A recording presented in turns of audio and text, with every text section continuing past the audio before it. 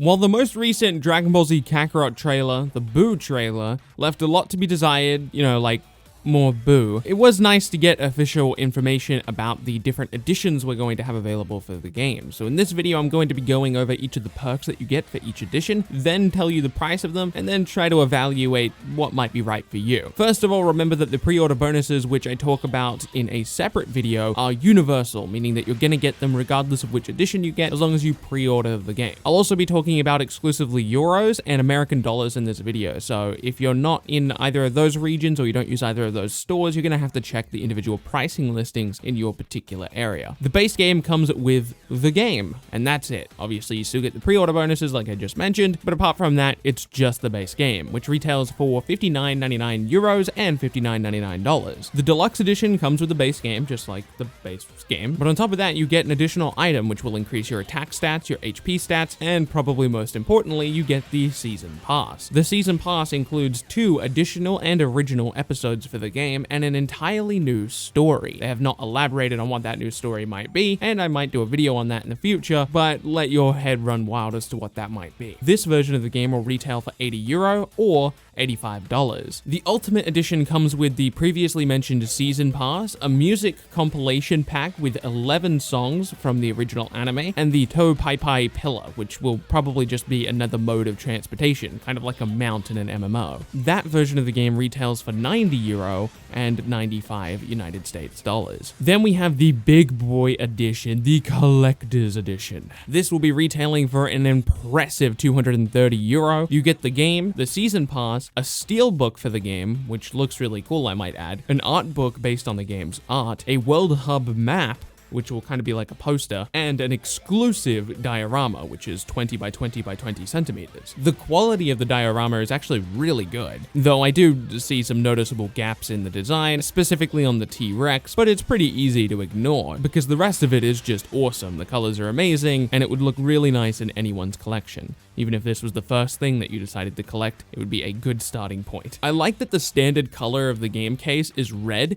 and the steelbook is yellow. It's kind of like both sides of the Dragon Ball logo. You may have noticed I did not mention the United States price for the Collector's Edition, but that's because the American Collector's Edition is actually slightly different. The American market will pay $56 less than the European market. The reason for that is because they don't get the Season Pass included. So if you live in America and you would like to get the Season Pass and the Collector's Edition, you'll have to purchase the Season Pass digitally and separately from your Collector's Edition. Bandai did a similar thing with Jump Force, and I remember the American community being pretty upset about it. But like I said all the way back then, if you just do the math, you spend less money if you're in America, you just have to purchase 2 separate things. I've theorized in the past about why Bandai do this, and I don't work at Bandai's financial team, but if I had to guess, it probably has something to do with shipping costs. So in order to still see a return on investment, or a large return on investment, which is what they want, they need to charge more in foreign markets. And if they're going to charge more in foreign markets, I think they're just throwing in the Season Pass to be like, sorry for that. Again, I don't work at their financial team, but if I had to guess, that's probably what it is. So which edition is right for you? Well, obviously, if you're a collector, the Collector's Edition is right for you, right? Now, I'm a collector of sorts. I have a type of collection. I mean, at this point, I basically only collect manga. I haven't started with figures or anything like that, and I don't think I'm going to start here. As much as I love this design and I think it's really cool, I'm not a die-hard Dragon Ball fan, and you pretty much need to be if you're going to purchase this Collector's Edition. If I was a die-hard Dragon Ball fan, I think I would definitely go for this, but I'm probably going to give this one a skip. If you're passively interested in the game and you're not sure if you're going to like it or not, the correct edition for you is obviously the base game. You don't want to commit to the DLC just yet if you're not sure about the game, so I would just go ahead and pick up the base game, and if you don't end up liking the game as much as you're hoping you will, well, at least you didn't commit to the DLC. But if you're ultra cautious and still aren't even sure enough to pre-order the base game, you can always wait for your trusted source to put out a review, whether that be me,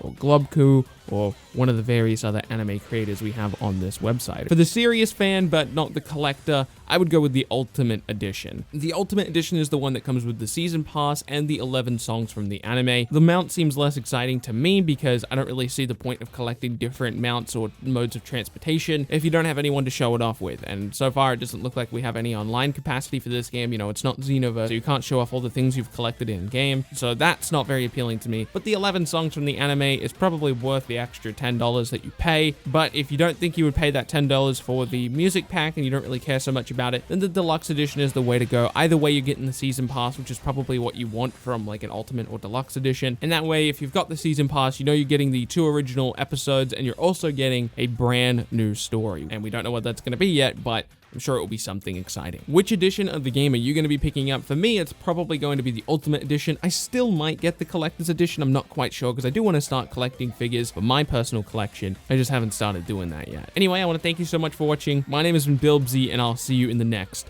video.